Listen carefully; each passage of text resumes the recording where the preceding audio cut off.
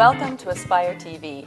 I'm Jan Waldman, and my guest today is J.P. Valenti. Welcome, J.P. Well, thank you. J.P. is an actor and a commercial actor, a film actor, a stage actor. You do it all. I'm trying. I'm trying to be very multifaceted. You know what I mean? Well, tell me how you got started. You're not very old, but tell me how you got started. Well, I mean, I feel old, but as far as acting, I've been acting pretty much full time for about 2 years. But I feel like I'm kind of late to the game a little bit in like terms of like other people in this industry that have been doing it like their whole life. But acting has always been something that I always wanted to do. It was never really in the cards for me. My mom was kind of like a single mom. My parents divorced when I was 5 years old. We were living in Hartford, Connecticut, and it was just me and my mom. Like, and she was a single working mom, so she would go to work and stuff like that. And we were in a really, really bad neighborhood in Hartford. It was like right around the time like when all the gangs and stuff were happening in Hartford. There was like drug dealers next to us and stuff like that. So my mom decided that she was going to pick up and move us out of that area. And we ended up moving to Middletown, Connecticut when I was 12 years old. She wanted me to have like a fresh start, something, a different... Is that a smaller town? I'm not familiar with it. It is a little bit of a smaller town. It's I would say it's like a better neighborhood, a better feel. Like it had like a countryside, a city, a college, so it was just definitely a better environment for like everybody. But when I first moved there, it was weird because I was 12 years old, and I was like right at that like kind of awkward, gawky stage, you know, like being a 12-year-old, like going into my teens. I was the new kid in school, just trying to get acclimated with that. I had no friends, so that first year when I first moved to Middletown was kind of tough. Like I remember being on the bus, and I would just get picked on, like it was brutal. It was so bad. I was Break like, some mother's heart. yeah, I know. And like I would tell my mom, and she would like do what she could, but like she was still working and getting acclimated to the new house and everything. But it got so bad. I was like getting like punched and like scratched on the bus by like everybody. So what I ended up doing is I turned to like the only thing that I kind of knew like growing up my whole life, and that was like my personality, my comedy. You know, being kind of like the ham, so I ended up being kind of like the class clown, and I ended up meeting a lot of people and kind of like, I guess like kind of dispelling like some of the new kid stuff that, you know, they had on me. And then I met a lot of friends, and then from there I just like never looked back. Oh, that's great. I just kept doing it, and I met a lot of friends, and I feel like it's good to talk about that because you kind of see like where you came from. And yes, it is. It's odd because I was on set one day, and I was just I happened to have this conversation with this girl, and she was talking about how she was bullied, and then another actor like would pipe up that he was being bullied as a kid, and you don't really realize that, like you know, like people think like, oh, they're so glamorous, and you know, they have everything that they always wanted, and life's so easy, but a lot of people actually, the majority of people like were picked on at one time or another. So it's good to see that like we've all kind of overcome that, and we're in a better place now. It's an important lesson. It really is. Yeah. It is. So then where'd you go from there? So like I said, it was just me and my mom for the most part. So I started working when I was 15 years old to help my mom like with the bills. Like whatever measly money that I could like bring in, that's what I was doing. So I got a job when I was 15 years old as an usher at a movie theater. I did that for a couple years. I did like camp counselor and stuff like that. And then I ended up putting myself through college. After graduation in high school, I saved up money from working. I got student loans, which I'm still paying off now. And I put myself through college. And then after I graduated, I was kind of like torn because I didn't know what I wanted to do. I always wanted to be an actor. I was always a ham. People told me that I was naturally funny and do something maybe in comedy, or you know, you should try modeling. But it was never really realistic to me because I was like, how am I going to pay for all these student loans? Like, I'm not going to be a struggling actor. Or, I can't do that. So right out of college, I got a marketing job with a small manufacturing company in Durham, Connecticut, where they made steel material handling things like trucks and carts and bins. Great company, great family-owned small thing, but just not for me. Nice. From there, I I went to the state police for 3.5 years in Connecticut. Did not know that. Yes, I was an investigator. I ran background investigations for pistol permits and gun sales and stolen firearms. They ended up putting me in charge of that. But I was like working nights and weekends, and I was at like very base pay for like a state employee. And the governor just kept cutting things, so I was like stuck there. From there, I went to an IT consulting firm. I was making really, really good money as a recruiter, but it just wasn't for me. I was sitting at the computer, kind of zoning out like every day. I'd be like, oh, I don't want to go to work. I don't want to go to work. This is not what I want to be doing. So I ended up making really decent money there. So I had a little bit of a cushion. So I was like, you know what? Now's the chance to kind of like venture out and kind of test the waters a little bit. So I talked to a couple people, a couple friends that I knew were doing modeling here and there, and I ended up booking this thing with Gilly Hicks, which is an Abercrombie and Fitch company. Just did one small little brief campaign with them. I ended up meeting Dave Gear from Woodhaven Productions. He actually used to own a bar right in Middletown, and just got to talking to him one day, and he was like, you know what, like if you're serious about getting into acting, like join this Facebook group and this Facebook group, and go on this casting website and check these things out. And then actually he came to me one day and was like, they're filming this thing for the Chiller Network with synthetic films, and they're looking for background actors. Would you be interested in like maybe coming on set and doing that? So I was like, yeah, that sounds great. So I got there, and I was nervous. It was my first day on set. I've never done anything like that before, so I didn't know like where to check in or sign in. I'm just like, like cattle. I'm just being herded in there.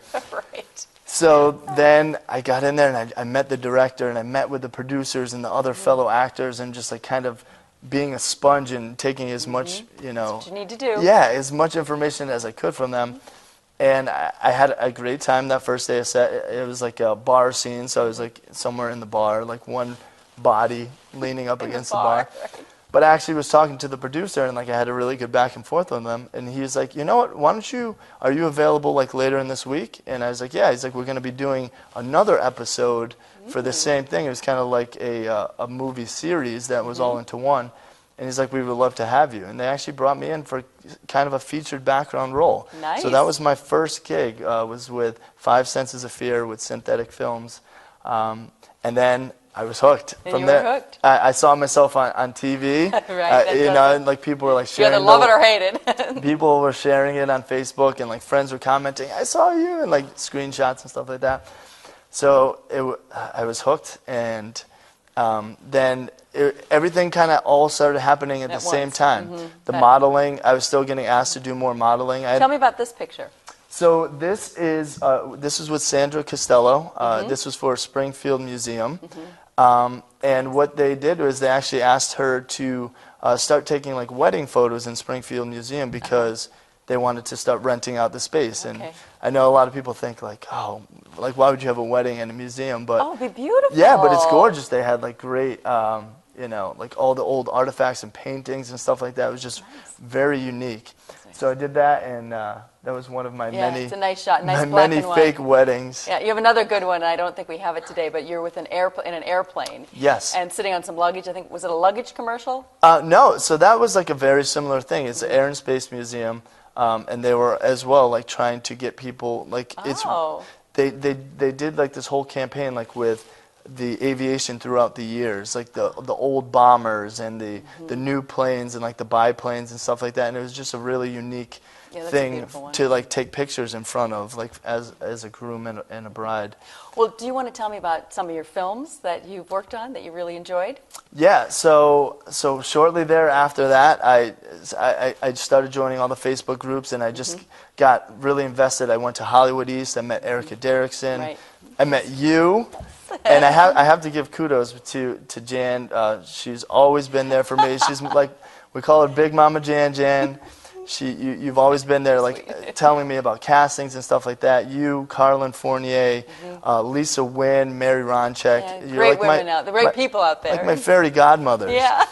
So I started doing like some student films. I did this one with Emerson called Once in a Future thing. That was with Okay, Irv Norman.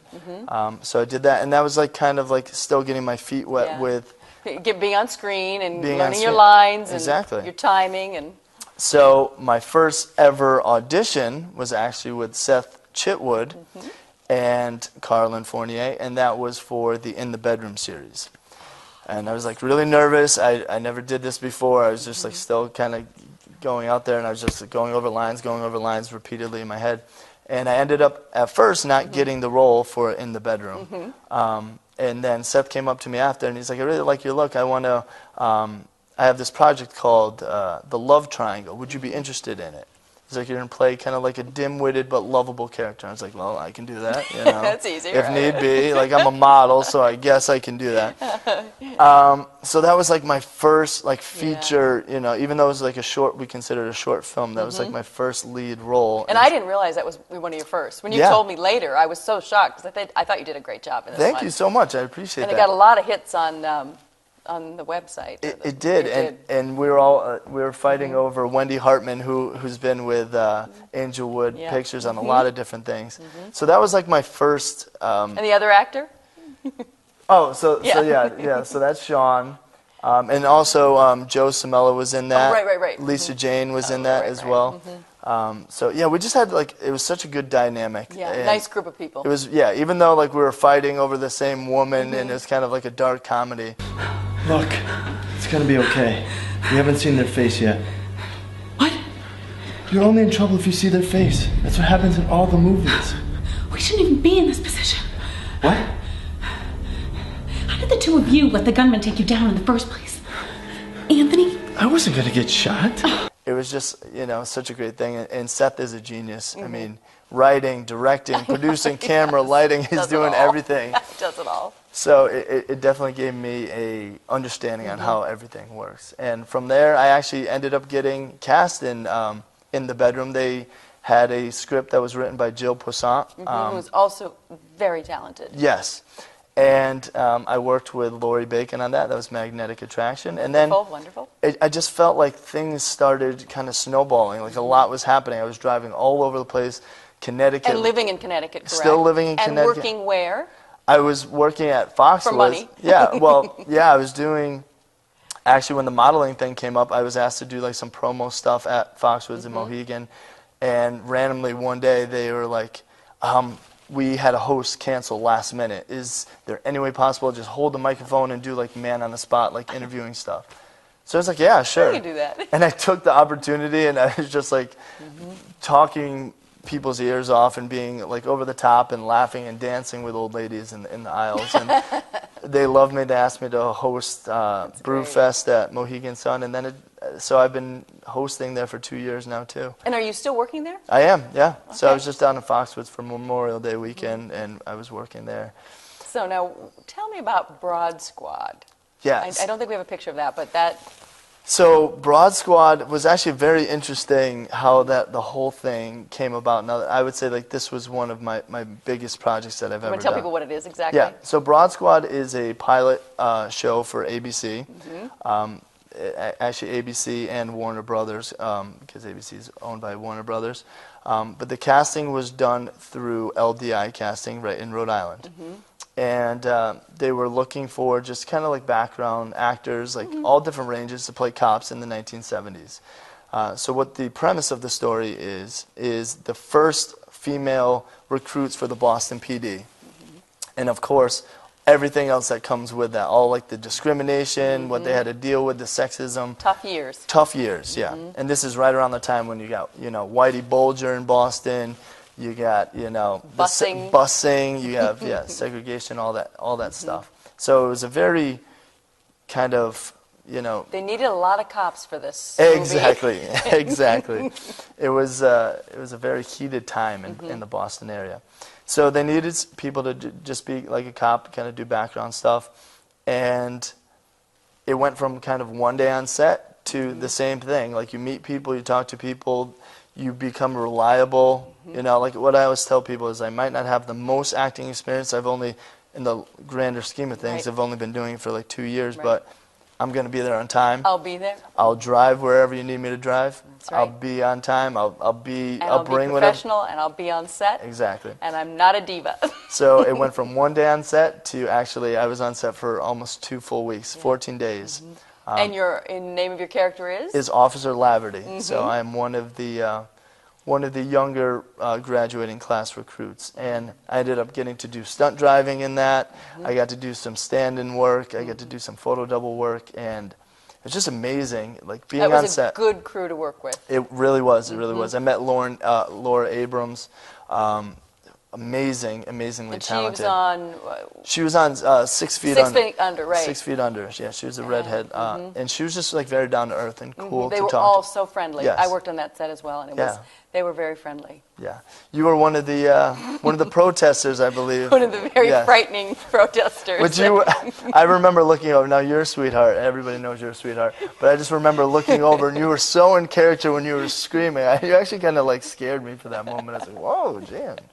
You know, you had that side to you." Yeah. But, yeah. So I did that, and I actually decided back when I left the other job that I wasn't really happy with. I was like, I'm going to move to Boston. I'm driving up to Boston, it seems like 3 or 4 times a week anyway. And all the auditions are here, the bigger time projects, the commercials are here, so I'm going to move to Boston. So I saved up money. In September, I moved to Boston. And has it been better? Has it been easier? It really has been. But now I feel like I'm driving to Connecticut. More, okay. So it's like, I know, we drive a lot in this profession. We really do. I don't even want to talk about how many miles over my lease I am. But we all need those non-gas guzzling cars for this job. But so what about the Tommy Marino film? Yeah. So this is another pilot series. It's called Cant Go Home, and I actually met Tommy Mariano. Nice there it is. picture. Yeah, that's me and Sue Willekis. Yeah, another wonderful person. So talented. We know the best people. I love Sue.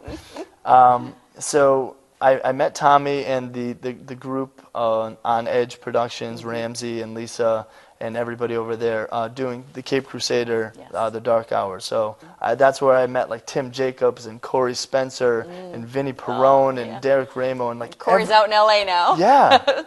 All those people, like it was just such a good, good tight-knit group of people. Like we were laughing and singing and joking. So when this opportunity came up to audition for this Can't Go Home thing, and there was just so much buzz around it already. Like the networks that are already starting to talk about it. Who wants it? Does HBO want it? Amazon? Like the list goes on and on. It's just such a well-written script by Ramsey, and the group there. Everybody from Cape Crusader, like people want to work with On Edge because they know like what a good group it is. And you were in Cape Crusader as well. I was. So what the premise of Can't Go Home is about these main 2 recovery agents, federal recovery agents, where they go after people that are like skipping bonds or drug dealers or stuff like that. But one of them is kind of corrupt. He's got kind of his hand in a lot of different dealings, if you will. And the premise is kind of him working the legit business of the federal agency with all the corrupt stuff that's going on with mob bosses and stuff like that. And I play a character called Adam Boyle, and my brother actually goes missing, who is my partner. He's also a federal agent. So now comes the backstory of Tommy's character is not putting in the effort to help me find my brother because he's too busy dealing with his extracurricular activities. I see. And what's going to happen to my brother? Are we going to find him? What's going on with the rest of these cops? Who's crooked? Who's not crooked? So it's a very you never know. multi-leveled script by Ramsey, and he's another genius. Yes, writer, director, I know. everything. Camera guy, he gets in there and they do it all. he does, yeah. And that sounds like when is that expected to be completed? I don't even know, or when. So we finished the first episode. Oh, you're wrapping the first episode. Good. Yeah, I don't know what exactly is going to happen with that. It probably depends on the networks and. There's a lot of stuff that is kind of behind the scenes that I mean, Lisa and Ramsey and Tommy are just like nonstop doing all that stuff. So there's a lot of things that are kind of contingent about like what network picks it up, like what are they going to keep it. They really want to keep it in Boston. So now, Ramsey, tell me a little bit about him. He's a great guy, right? Oh my God, he is one of the best directors out there. And the thing that I really like about him is he's not like rigid to the lines that he wrote. He gives you kind of artistic freedom to do whatever you feel. Nice. That's nice. You know, let's take a look at some of your other pictures. So what's this one about? So this is a still from a short film called Frosting, and this is another Emerson project. And the director on this, oh my, yeah. People don't realize that they're excellent. I highly recommend that for anybody like trying to break in that's kind of new, to get involved with Emerson or BU or Fitchburg and so that's and what's this one? Oh, so this is Frosting. I did that with Christine Hayden, Bradley Van Dussen, and UQ was the director on that. And it's actually a really good story about a woman that is kind of torn between a love and marriage thing, you know. Well, what's next? What do we have next? Oh, I know this one. So this is Lungs. I play a character called the Jackal or Jackal. It's a very interesting character. This was with Seth and Angelwood Pictures. I liked playing this role because it was kind of like the bad boy, a little bit different side of me, but also beneath the surface, he still was a very likable character. He was. And you could tell that.